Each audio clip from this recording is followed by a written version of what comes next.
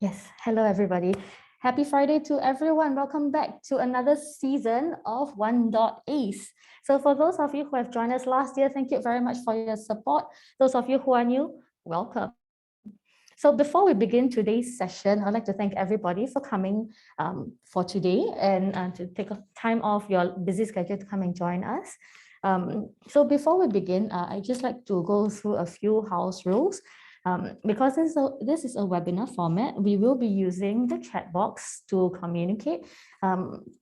During the Q&A session, we will put up the questions in the chat box so that everybody can know what kind of questions we're talking about at that point in time. So because of this, if you have any questions that you would like to ask, you can put it in the Q&A box. However, please do take note that the Q&A will only be looked at during the Q&A session. So today, our first session, we are looking at emerging innovation districts in Japan, specifically looking at Aichi Prefecture as well as Kyoto Prefecture. So I have over here three of our very good experts in all these, on all things startups in Japan, in terms of Aichi Prefecture as well as Kyoto Prefecture, and I can't wait to hear them share about their prefectures. But before we do that, let me talk to you a little bit more about what OneDotAce is. It is organized by One&Co and ACE. One&Co is a co-working space owned by JREs, and ACE is the national voice for Singapore startup ecosystem. We are supported by JETRO, and we aim to deliver Japanese market insights every month with a theme, right? So for today, this will be the flow. We will have a sharing first on Aichi Prefecture's innovation ecosystem, followed by a sharing on Kyoto Prefecture's innovation ecosystem, after which we will go into the Q&A with Aichi Prefecture, Kyoto Prefecture, as well as ACE, and then we will close off the session. So just nice, we will keep it within 1 hour so that you guys can go back to your busy schedule. So without further ado, let me first introduce Tsubasa Toda-san. He is the officer from Aichi Prefectural Government, and he will be taking over the first part of this conversation. So Toda-san, if you will. Okay, thank you for this amazing opportunity. So let me share my slide. Can you see my slide? Okay, then. Yep. First, I would like to briefly introduce myself. I'm Tsubasa Toda. I work for Aichi Prefecture Startup Division. I'm in charge of collaboration project with National University of Singapore. So thank you for this amazing opportunity. So today's presentation will be divided into 3 parts. First, let me give you an overview of Aichi Prefecture. Please take a look at the map on the left. As you can see, Aichi is located in the middle of Japan. As such, Aichi has easy access to major Japanese cities like Tokyo and Kyoto. The population size is about 7.48 million, about the same as Hong Kong. Next, I will explain the economy of Aichi. Aichi's gross regional product is the second largest in Japan, only after Tokyo.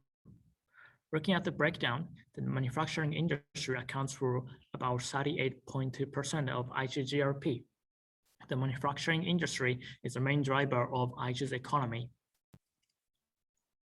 This table compares the economic performance of Aichi with other countries. In fiscal year 2018, Aichi has a large economy size than that of Singapore. I just mentioned that Aichi has a strong manufacturing industry, and this slide is another example of Aichi's strength in this field. Aichi has been ranked #1 in Japan for 43 consecutive years in the value of shipments of manufactured goods, one of the indicators of the scale of production in the manufacturing industry. As this slide shows, when it comes to the manufacturing industry, Aichi is second to none. The following few slides explain some of Aichi's major projects over the next few years. For example, Aichi is planning to host international sports events and build a theme park to attract attention from people all over the world. This is a Ghibli Park where visitors can experience the world of Statue Ghibli. Is scheduled to open this year.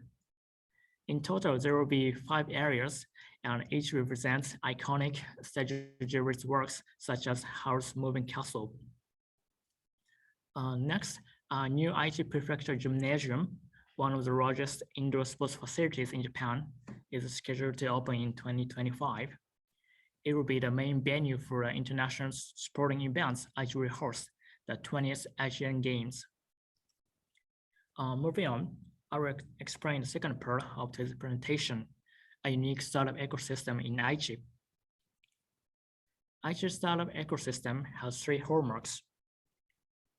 The first feature is the concentration of manufacturing industries.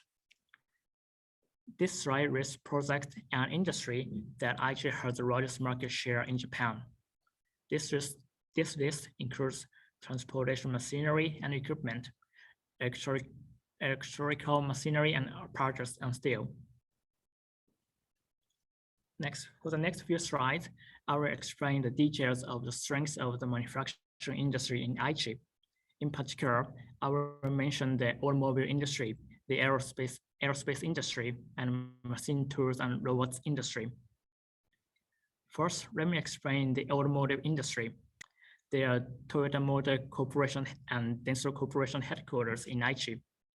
When you look at the shipments of manufactured goods by the automotive industry, Aichi and neighboring prefecture accounts for nearly 60% of the market in Japan. Next is the aerospace industry. Aichi and neighboring prefectures account for 50% of aircraft and parts production in Japan. When you look at airframe parts production, Aichi accounts for 71.2%. Notably, Aichi is home to the production basis of three of Japanese Big Four heavy industry that has been the driving force in the aerospace industry, namely Mitsubishi Heavy Industries Limited, Kawasaki Heavy Industries Limited, and IHI Aerospace Company Limited. Next will be the robotics and machine tools industry. Aichi accounts for 57.4% of the national market for metal processing machinery.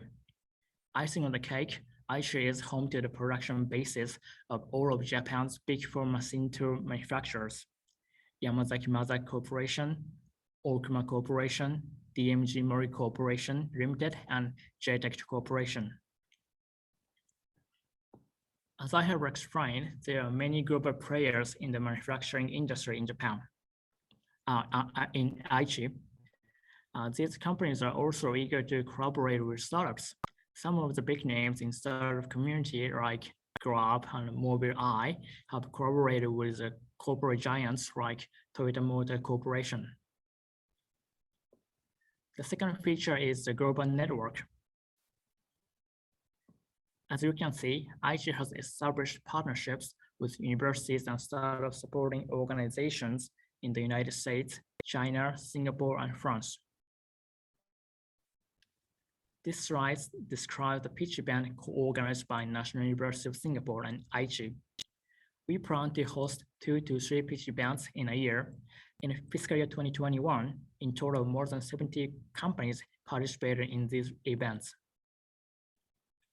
The third feature is highly skilled talents. Aichi has the third largest number of universities in Japan, including Nagoya University, which is closely related to some of the Japanese Nobel laureate in the 21st century.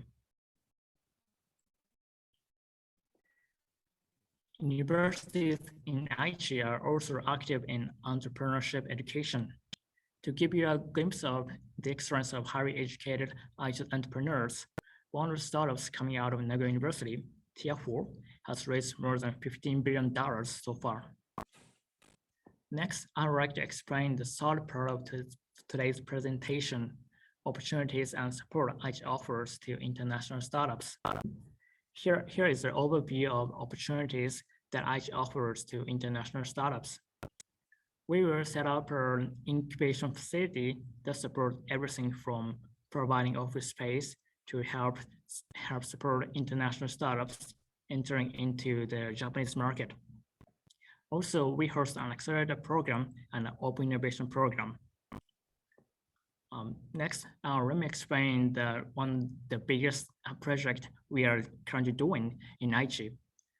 Station AI is one of the largest startup support facilities in Japan, and it is scheduled to open in 2024. The details of Station AI project are still under discussion, but we are sure that we will open its door to international startups. Not only that, we are in talks with financial institutions and corporate giants so that they will also join this facility. As such, if you decided to join this facility, you can receive great benefits. You have the chance to receive funding and to collaborate with Japanese corporations. In addition, you can connect with other people to seize business opportunities through various social events. These are image photos of this facility. Next, this is an accelerator program co-organized by Aichi and 500 Global, one of the best accelerators in the world. International startups which are committed to exploring expansion into Japan and Aichi are eligible for this program. This is an 8-week residential program. During this program, participants can tap into 500 Global's vast resources. This year's application will open around July. This is a sneak peek of what you will get in this year's program. In this program, you have the chance to learn from the experts about various topics, such as Japanese business culture. In addition, during this program, we try to connect you with potential clients. Obviously, it is impossible to accommodate your every need, but we do whatever it takes to cater to your needs as much as possible. This is an open innovation program. Aichi Smart Sustainable City Co-Creation Challenge is an open innovation program between companies in Aichi and startups in Southeast Asia and Japan. This is conducted with the help of National University of Singapore. As you can tell from the name of the program, this program works on solving issues related to themes of smart city and sustainability. This year's application will open around September. During fiscal year 2021, 4 startups from Singapore participated in this program. 2 out of 4 startups still have been working with their counterparts so that they can conduct POC in Aichi down the line. Next, let me share the success story of our international startups in Aichi. An Indonesian startup called Crew, which provided a smart city platform, participated in the co-creation challenge that I just described in 2020. It has signed a memorandum of understanding with the local government in Aichi to conduct a POC on public infrastructure management. Now, finally, I would like to introduce the preferential treatment for prospective foreign entrepreneurs regarding visa. Entrepreneurs who meet specific requirements can stay in Aichi up to 1 year before starting a business in Aichi. We hope you will take advantage of this system to come to Aichi and seize business opportunities here. That's all that I wanted to share today. Thank you for your attention. Thank you very much, Toda-san. Okay, right. So next, let's invite both Kana-san and Maia-san from Plug and Play Japan to talk about Kyoto. Great, thank you. So I'll start sharing my screen. Okay, I hope everybody sees this, right? Yep. Okay, great, thank you. So thank you for the introduction. We are Plug and Play Japan. We're connecting to you from Kyoto. And just to give a brief introduction of ourselves, my name is Kana. I'm a corporate partnerships manager, and I'm here with my colleague Maia, who is an analyst, and we're both members of the Plug and Play Kyoto team. These are the contents that we hope to share with you today during our time, and I will speak to you regarding the first 2 points, and my colleague Maia will cover the last 2 points on this slide. So to dive right in, I will very quickly share with you an overview of the startup ecosystem and the mood in general in Japan and Kyoto. So after Toda-san's presentation, I must say my overview is not at all as analytical, but we ourselves act as a venture capitalist in Kyoto and speak with startups and corporates regarding day-to-day activities around innovation. So please allow me to speak maybe perhaps in a more action-oriented perspective, if you will. So I don't believe I need to go into too much detail regarding the Japan overall mood, but I just want to emphasize here that in recent years, Japan has been putting increasing emphasis on creating startups and establishing a strong startup ecosystem. So this is a symbolic photo here with our Prime Minister Kishida, if you're familiar with him, and he's posing under a handwritten statement indicating that he is very firmly resolved to make 2022 the year of rapid establishment of startups in Japan. And there are some indicators which are written over here that show kind of positive movement in that direction. And an interesting thing to note here is that while Tokyo is still the focal point in many regards of the Japanese economy, there is rapidly increasing activity in other cities and areas. You just heard from Aichi, and I will talk to you a little bit more about Kyoto in the next slide. So to paint you a clearer picture of the ecosystem in Kyoto, many of you probably know Kyoto as a tourist destination with very scenic environment and lots of temples, etc. But Kyoto also has a very rich startup ecosystem. For example, there are 34 universities in Kyoto Prefecture alone, and 10% of Kyoto City, I think, population are students. And some notable universities include Kyoto University, which I'm sure many of you have heard of. We have so many Nobel laureates coming out from this university, and they're a very rich source for new technology and research. And it is worth mentioning that Kyoto University has their own venture capital firm called Kyoto ICAP.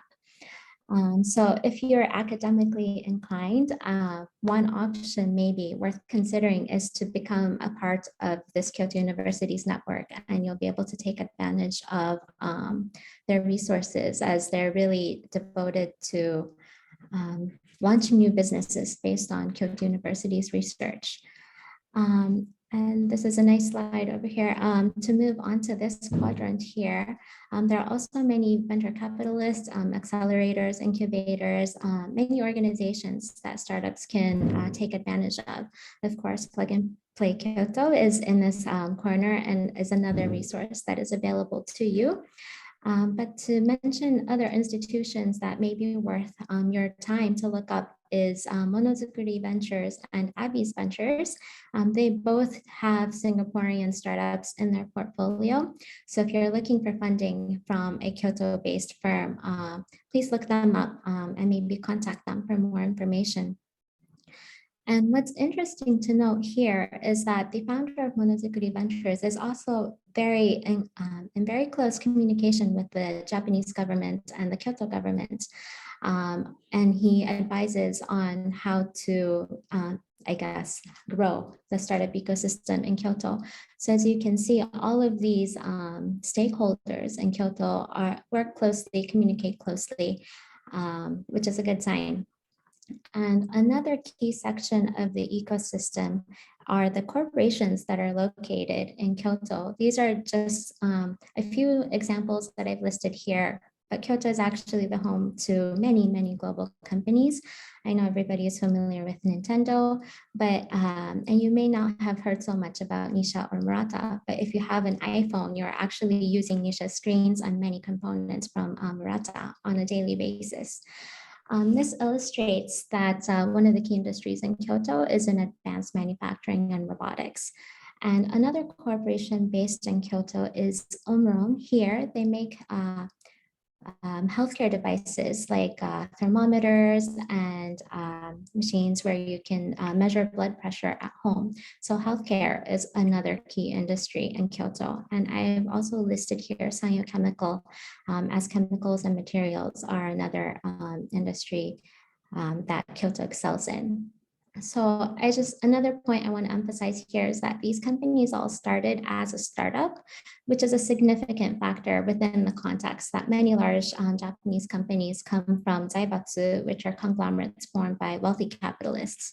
So the companies that I've mentioned here are not that, meaning they started from new small businesses themselves. So Kyoto really has the tradition and culture to generate and foster new businesses. And this can be extrapolated to explain why the city is so fond of the idea of providing support for new businesses and startups. Now to mention more specific supports that are available to you. Just as a disclaimer though, Plug and Play does not operate any of these services. So for more information, please contact and look up these services directly. I think firsthand information is always the best. But to give you a little bit more explanation, first, visa is always an issue for doing business in another country. So Kyoto has a system called the Startup Visa System, which aims to make this process easier. And through this system, if your application is accepted, you'll be given a visa to stay in Kyoto for up to 1 year so that you can set up your business here. And not only will you be given a visa, the system will provide you with business mentoring, introduction to VCs and local corporations, and insight into the local market, and also access to co-working space. So please look them up. And even if you're not looking for a visa, please look them up because they have information regarding places you can contact whenever you need support. And actually, the startup visa system is operated by Startup Capital Kyoto. This is a screenshot of their Facebook page, but they also have an open Slack workplace. And the concept of Startup Capital Kyoto is to make information available to entrepreneurs who are not necessarily living in Kyoto, but are interested in setting a business there. So there are also information regarding events, get-togethers, accelerator programs, etc. And I understand there's a lot of exchange of information regarding support for international entrepreneurs. So please try looking into this resource. I think it could be a great community for all of you to join if you're interested in coming to Kyoto. Now, just to give you a very, very brief overview of who we are, since I just spent about the last 7 minutes talking to you. One thing I want to tell you is that we are a global company. So our vision is to create the world's leading innovation platform. And our roots are actually in Silicon Valley, where we established about 15 years ago. And we began by renting office space to startups like the companies whose names you see here. And so from there, we've started investing in early stage startups. Now we're recognized as one of the most active investors in Silicon Valley. And not only do we make a lot of investments, we're proud of having invested in the best. In just 2021 alone, there have been about 12 unicorns to come out of our portfolio.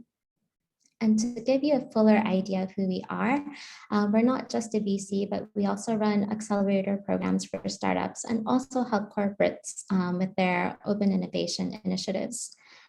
So the aim for us is really to be that player that connects all of these key stakeholders within the startup ecosystem. And to give you an idea of our scale and scope, we are now present in over 40 locations worldwide. And in Japan, we are actually located in Tokyo, Kyoto, and Osaka. And we actually have these 8 industries that we cater to. But in Kyoto, we work with health and new materials. And we currently work with 49 corporate partners Japan-wide. And this is kind of more detail regarding what we do at Plug and Play Kyoto. We focus on 2 key industries, health and new materials. I mentioned in an earlier slide that they're both some of the key industries that Kyoto excels in. So we have aligned ourselves with that. And we're also partnered with key governmental institutions such as Kyoto Prefecture, Kyoto City, as well as some key players within the industry, such as the National Cerebral and Cardiovascular Center, which is a major player within the Japanese medical community. And finally, this is just some key, specific keywords, areas technologies that we work with. These are some of the keywords that our partners, corporate partners, are interested in as well. So this might give you some ideas as to what the opportunities are. But of course, we're not limited to just these areas. So yes. But now I will pass on the mic to Maia, who will speak to you a little bit more specifically about what we can do for startups.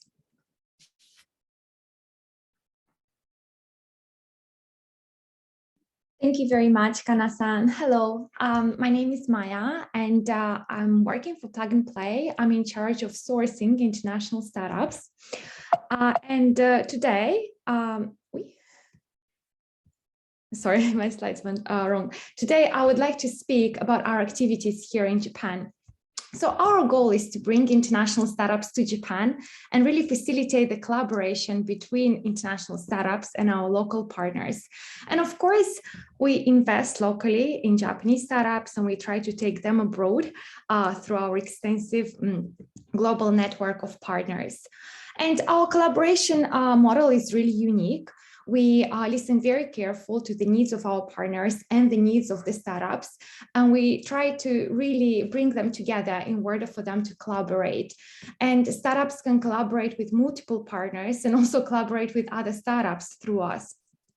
And of course, in our case, we make all these introductions either directly or in addition, we run a program twice a year. And during this program, we offer a lot of support to international startups. That support happens through VC mentoring sessions, also IP and legal webinars and seminars. So, of course, we try to support international startups as much as possible because we know how hard it is, and in terms of language barrier and also communicating with the partners. So we are always there for them in the meetings, and we try to make it seamless. And everybody is interested in case studies, successful case studies. We have quite a few. We have been working here in Japan for almost 5 years. There are a lot of NDAs and POCs that have been signed. We work with many verticals. So here are case study success stories from IoT vertical, from FinTech, from InsurTech, where startups went on to develop or co-develop something with a partner.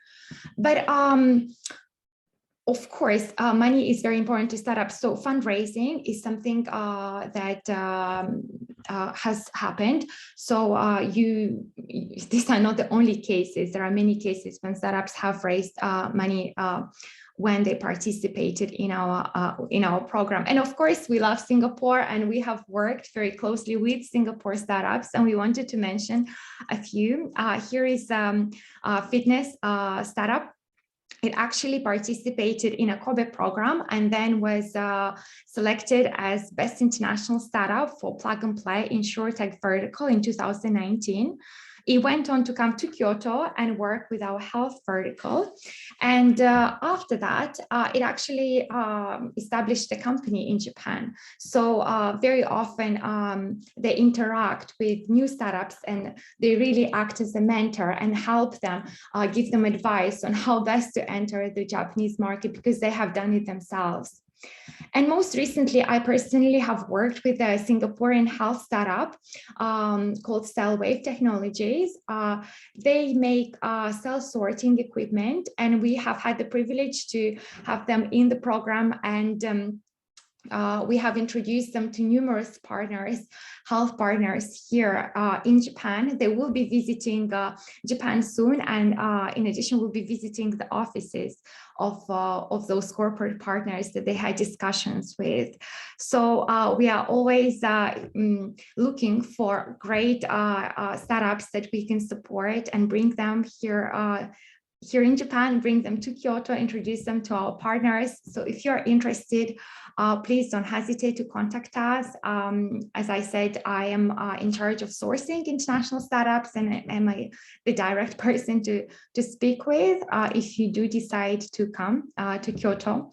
And if you want to get more information about Plug and Play in general, please don't hesitate to go to our website. through this QR code, and you'll find more info about our partners, about our program. And of course, as Kana-san mentioned, we are just one player in Kyoto. There are many other players in this fantastic ecosystem, and we really encourage you to look up all the information about visa, about other VCs present here. And I think it would be a fantastic opportunity if you come and do business development in Kyoto. Thank you very much. Thank you very much, Kana-san, and thank you very much, Maya-san. Okay, so everybody, we have heard from the gang from Aichi Prefecture, from Kyoto Prefecture. So without further ado, let's go straight into our Q&A. Now, for our Q&A, I will also be inviting Yenlin, who is the Assistant Director for Risk Capital and International here at ACE. Right, so just give you another brief overview of the panelists for this Q&A session. Okay, so first question that I will ask, this is directed to both Aichi and Kyoto Prefecture. So the question is, what Japanese communities in Aichi and Kyoto Prefectures can international startups join? So Aichi, do you mind answering this first? Okay, so as I said during the presentation, in Aichi, we will set up a startup incubation facility called Station AI, and it will open its doors to international startups. So you can differentially join this community. Besides, you don't necessarily come to Aichi to join this community.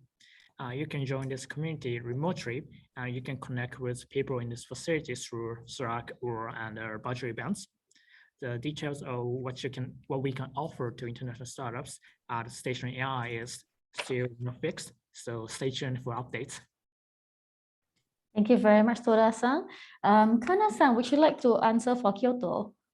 Yes, thank you. So actually, I mentioned this as part of the presentation, but my strongest recommendation would be to join Startup Capital Kyoto, partly or greatly because you can be anywhere in the world to join this community, to learn more about Kyoto and interact with some of the entrepreneurs who have maybe explored many possibilities already in Kyoto.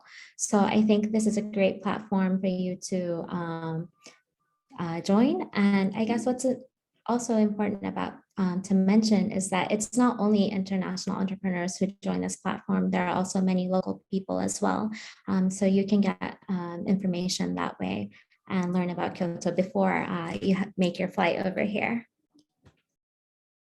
Okay, thank you very much, Kana-san. Maya, do you have anything you want to add? No? Okay, cool. All right, next question. This is for Ace. Yenlin, please respond to this. The question is, what is the fastest way to land and expand in Japan? Okay, thanks, Lala, for the question. So I'm from ACE to support startups to expand overseas. So a lot of startups have reached out to me and interested to expand into Japan itself. I would say that before you set up an entity or incorporate in Japan, it's very important for you to get a pipeline of deals first, or at least get a pilot project. So what we have seen a lot of times from the startups is that they will try to get, like, for example, corporate innovation projects with the Japanese companies who are looking to either do joint R&D together or looking to collaborate together in the area of innovation. So a lot of Japanese MSCs, they have their innovation team in Singapore, or we have partners or networks like Plug and Play Japan, who have their own corporate clients that are looking to work with international and Singapore startups. So this is a way to actually get deals in Japan first. And once you have secured all these POC projects or pilot projects, then you should open up an entity in Japan itself. Yeah. Thank you very much, Yenlin. So a lot of support is available for startups, both in Singapore and international as well, Yenlin? Yeah. International as well, cool. Yeah, so please don't hesitate to reach to ACE, to Plug and Play, as well as to Aichi Prefectural Government if these are the places that you want to land in. Right. Thank you very much for that question. Now, the next one. So this question has come up quite a lot. In fact, it's a common question that we see in all our sessions, right?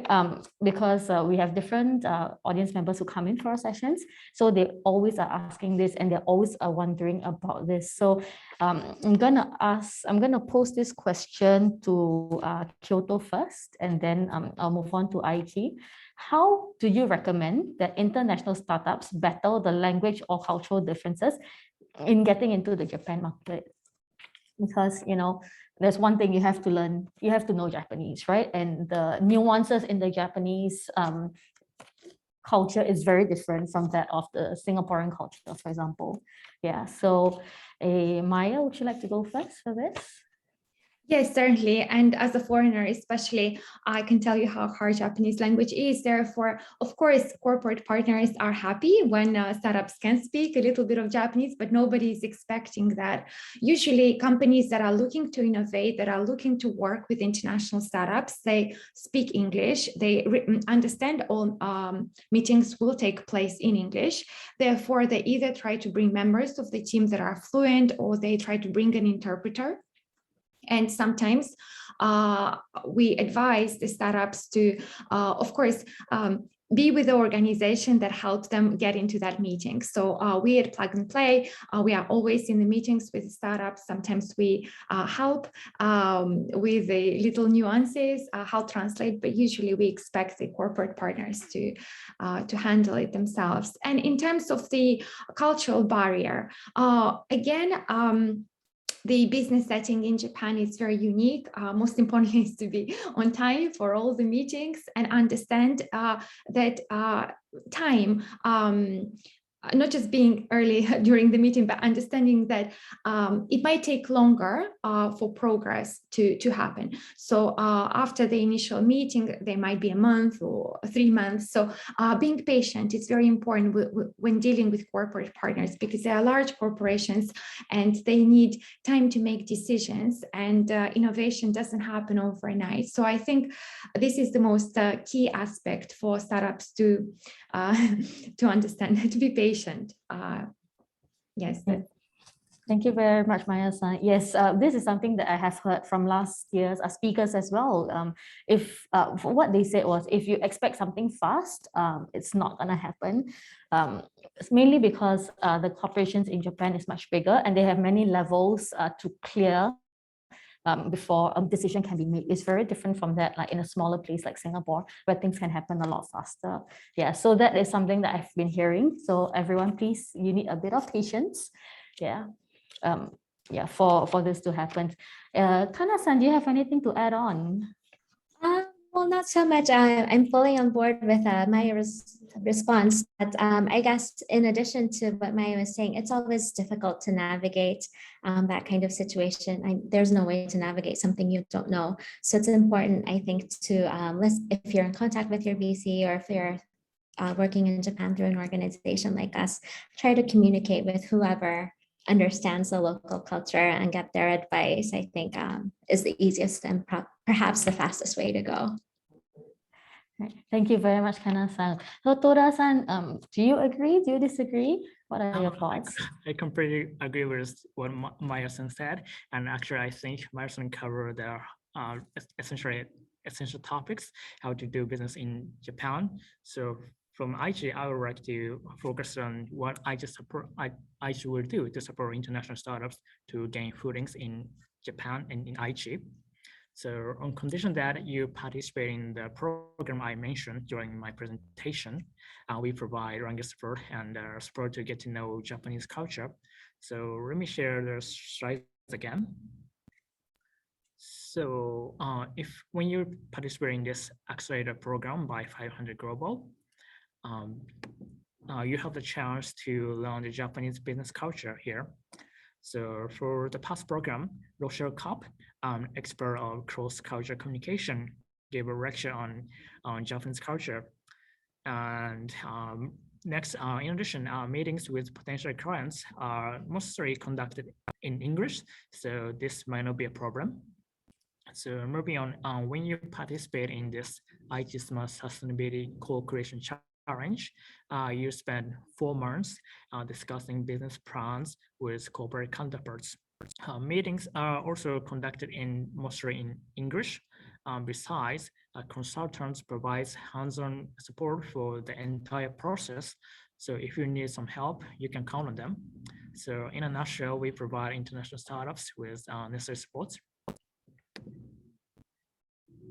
Okay, thank you very much, Toda-san. I think it was really helpful that you brought us back to the slides so that our audience members can be reminded of what you have already said earlier. Yes. Okay, so let's move on to the next one. The next question we have, which are key industries for international startups to land in? So Toda-san, would you like to go first? Okay, so first, I'm not in a position to say that international startups are most valued in this industry or that industry.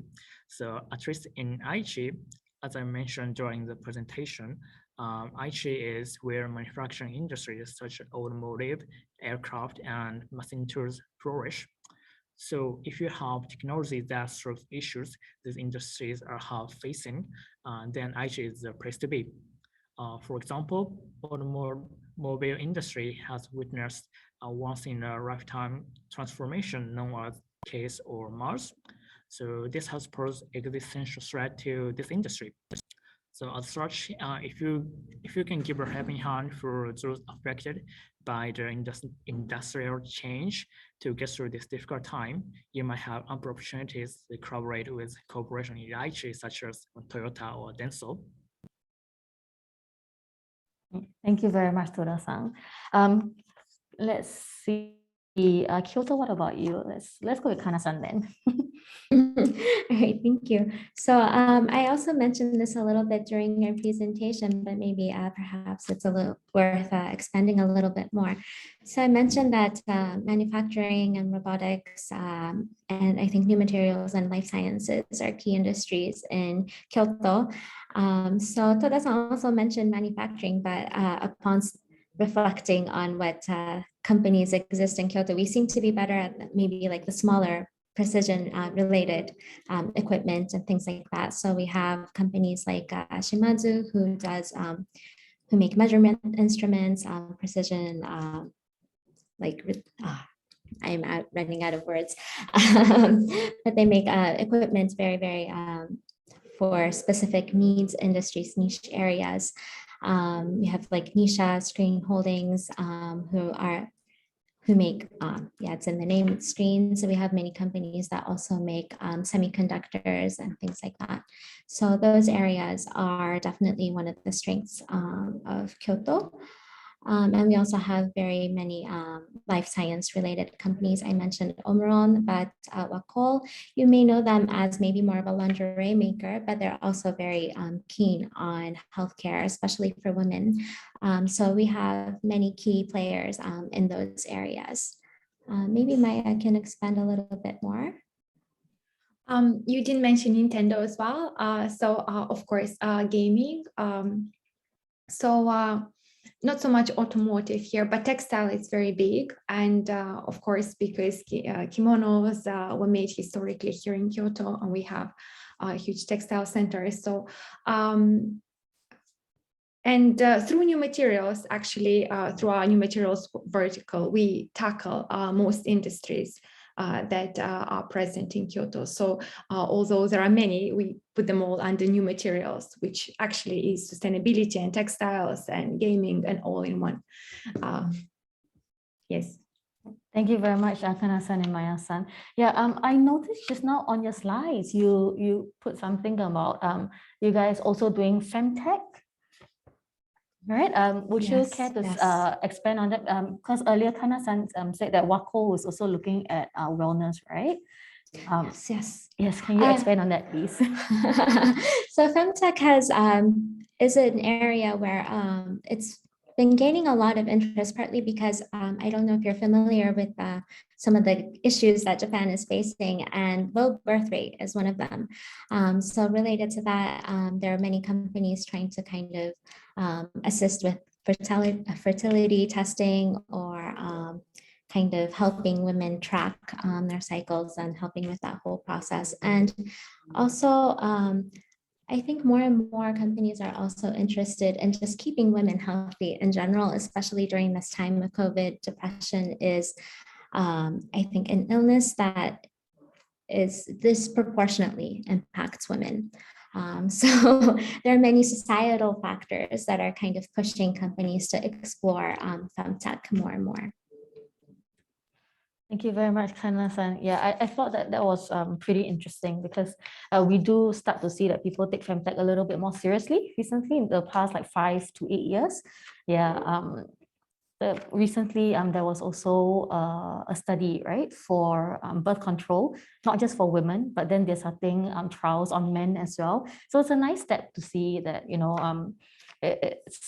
there is some progress in this line. Thank you very much, ladies. Maia, do you have anything you want to add? You look like you want to say something.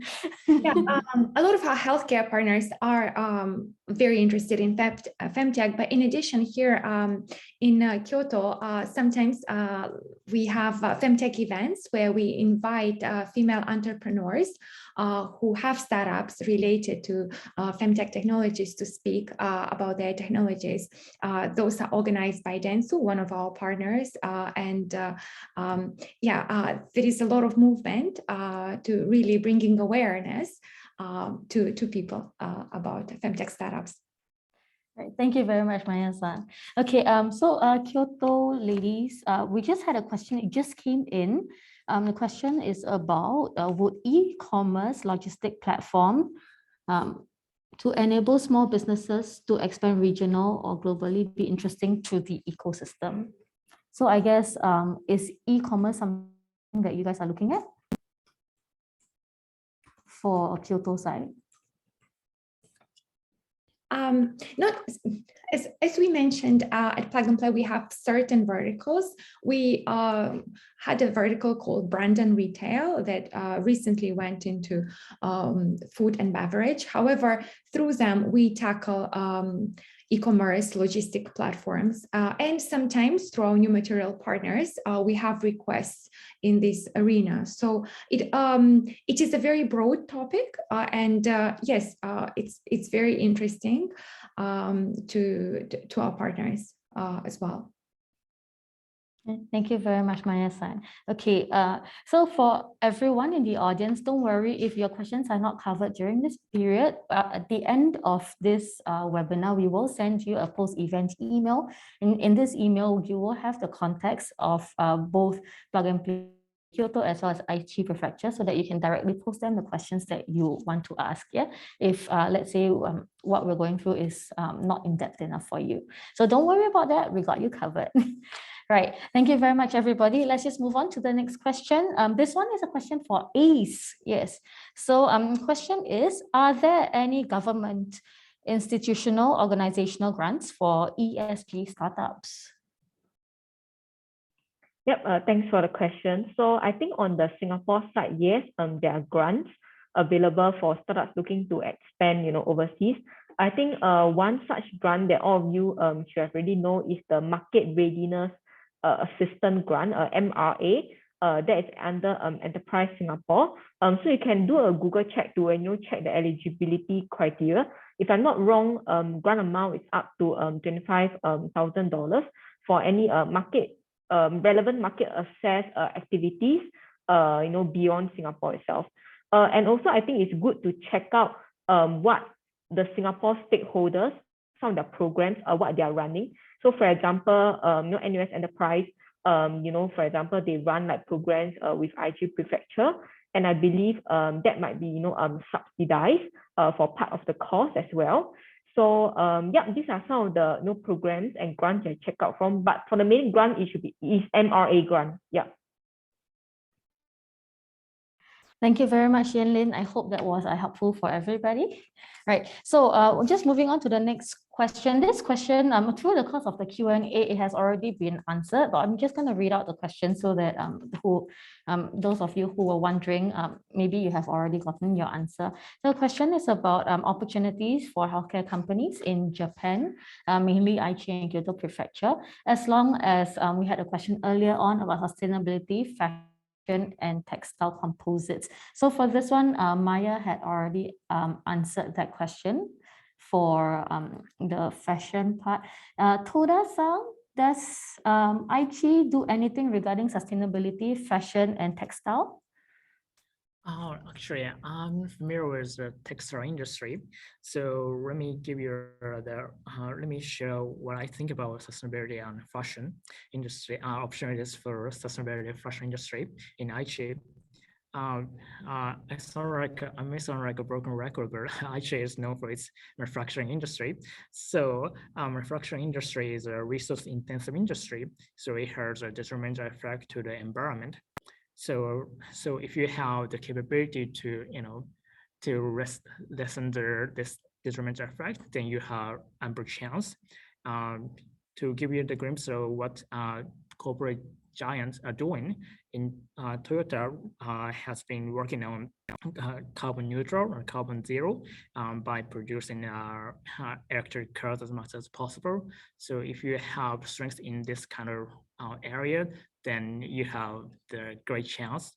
And besides, and if you look at the fashion industry, then I think a lot of young people, not only in Aichi, but also in Japan, realize that fast fashion has a terrible effect on the environment. So especially I think young people are very careful of what you buy, what they wear. So if you have the amazing solutions to this first industry related issues, then you're I think you're a good fit for the Japanese market. Thank you very much, Toda-san. So Maya, earlier you spoke about how Kyoto, because of its tourist destination and because of the rich history that Kyoto has, they're very big on the textile industry as well. And on your slide, there was also a part about sustainability. Would you like to expand a little bit more about that? Sustainability has become a most important issue for all companies in Japan, independent of their area or activities. Therefore, we are always looking for startups that deal with sustainability in one way or another, either through providing biomaterials or solutions for recycling or carbon neutrality, carbon capture, etc. Therefore, everything sustainability related, I think, would be a great fit for all industries. Thank you very much, Maya-san. Okay, so we have now come to the last question, and then because of the time, we're having a little bit of fun. So time flies when you're having fun, right? So we need to close the session soon, but don't worry, we're down to our last question. The question is, this one is for Ace, but I think Kyoto and Aichi, you guys can chip in as well if you have any recommendations. So the question is, can you recommend any website or portal that has Japanese investors for Singaporean startups? So I'll go to Yanlin first.